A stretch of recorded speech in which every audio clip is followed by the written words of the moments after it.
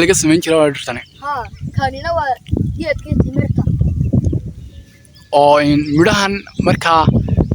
midhahaasi hadhow timir caadi ma noqonayaan mise maaha timir caadi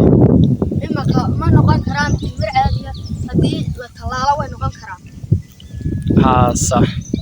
maxaad leedahay dadkan ku daawan doona dadkan waxaan leeyahay meeshan aan joogno maanta in magaceeda la yiraahdo degmada Geedlibaax haa muuqaalka leegta ka iloobinada sheed gareeya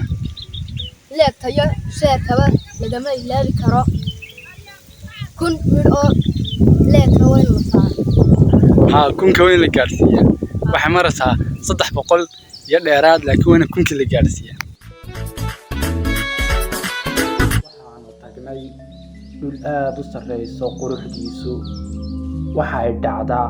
waqooyiga degmada Laaskeel ee magaalada Tacaalbulo iyadoo u jirta 20 kiiloomitir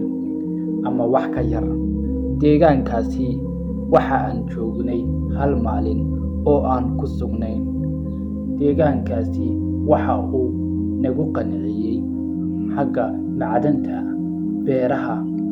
beerahaasi hadda oo ay tahay xilli abaareed sanadkan iyo muddooyinkii u dambeeyayba waa ka gobolka dhacay sidaad u jeedaan waa xilli dambe dhulkuna waa dhul aad u qurux badan sidaad u jeedaan kaas cadceeddu way dhacday galabsi iyo roobna way daado dhulka saad aragtaan iska qoyan yahay